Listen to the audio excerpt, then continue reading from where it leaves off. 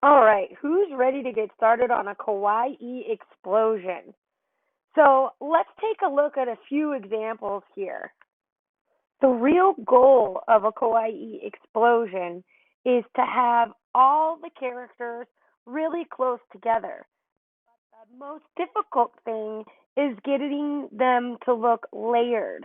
Notice where the UFO is, and then a little bit to the left, there is a star that's covered by a book. That's the kind of layering we really want to look for in the long run. On this colored one, take a look at the cloud with the purple guy sitting on him. So all of the pieces are kind of layered, stuck behind this purple guy, going back. There's even people popping out from the rainbow. All of this is great, and you could even build this to be fuller. But it's a great example of layered kawaii doodling. So on this black and white one, you'll notice that there's quite a bit of layering. If you go to where the UFO is sucking up the cow, the little crescent moon kind of interacts with that going on. The star is kind of behind the little angry cloud. There's rainbows popping out to fill space. There's all kinds of little creativity. Notice the black and white snake going through it. It's a great way to fill up open space. What I like about this kawaii explosion is that they took a lot of simple shapes. Look at these circles. Nothing difficult about them, just colored differently, but they're all layered. Then they added other detail with mushrooms and rainbows and clouds. All kinds of little explosion stories going on here.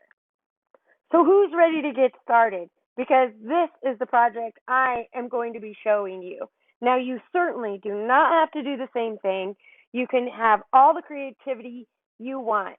At the end of this video, I'll have some of the helpers like the clouds and the UFO that I showed you on the doodle warm-up. So feel free to zoom around, pause it, take a look at whatever you want to see, but I hope that my video helps you have a cool time making a kawaii explosion. And just note that there will be times where I speed up the video just so you guys aren't sitting there watching me draw. But I will stop every once in a while and talk about ways to fill space and hopefully you guys motivation to just keep doodling. Okay, let's get our kawaii explosion started. So I'm going to start my first couple with in pencil and then outline them. And you guys can follow along to whatever your comfort level is. So I'm going to start with just part of a cupcake. Already made a mistake, whatever, it's in pencil.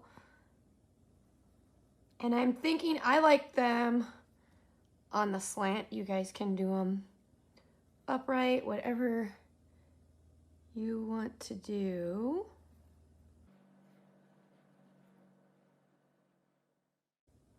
And then I'm gonna have something right over here. So I left this part open, as you can see. And now I'm gonna figure out how I'm gonna have that connect. So I think I'm gonna do some sort of like shake. So I'm gonna do a glass. Maybe on my shake I'm gonna end up having whipped cream. So I'm gonna stop drawing that. And I'm gonna put this glass down here. Yeah, and I'm gonna do whipped cream on the side of that. So I've drawn a solid object, which is totally fine. I can go back because I've done it in pencil and clear it up, right? So I'm gonna add some whipped cream, or maybe it turns into an ice cream. I want a straw coming out. Cool. And then I definitely wanted to keep things invading each other. So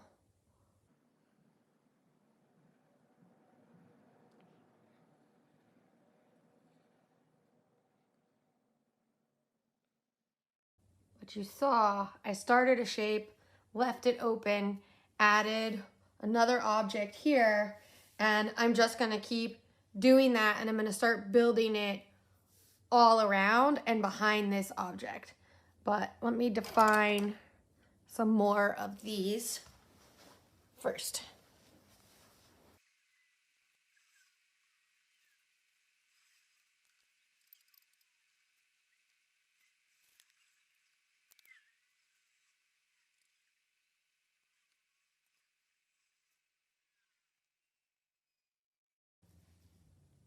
Now I've got a good start. I'm gonna ink this last donut, and then I'm gonna start freehanding in ink because I'm feeling pretty confident in the fact that I'm getting used to like layering and not drawing full objects. Again, if there are a few full objects that aren't layered, like no big deal. I'm just trying to give a really fun, compacted explosion of food and desserts, clearly.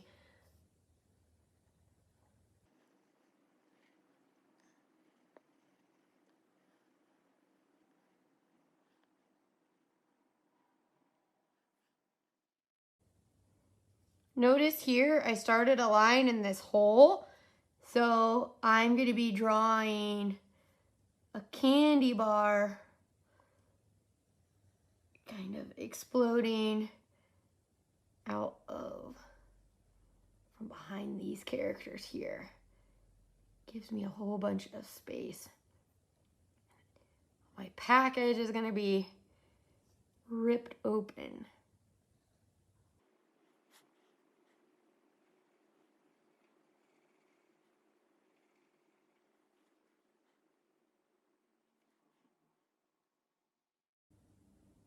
And on this one, I'm gonna make this a strawberry, and it's gonna color in between the cookie and the ice cream cone. So it's kind of filling that in.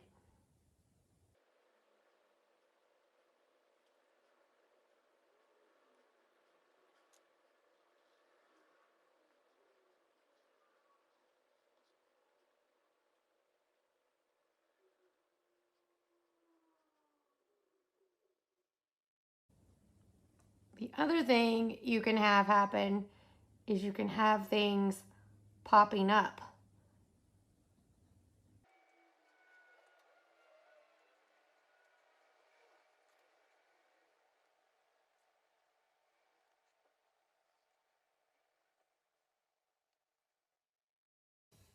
So this right here just is some creative like geode looking thing, but it took up a lot of space and then allowed me to connect some more objects to layering. Now you could also do some fun lines like this that are almost like big swirly tails. And it's fun to add some depth and conversation to the piece. And fun to go hide maybe some more candy or food, in my case, behind it. I don't think I'm going to put any vegetables, just sweet, yummy stuff today.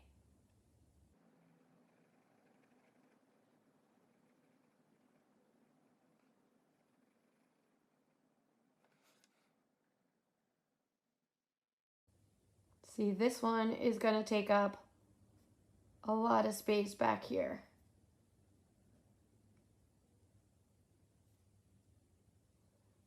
And if you curve your lines as it goes back here, it starts to give it kind of a 3D shape, right? See how this one looks like it's rounded?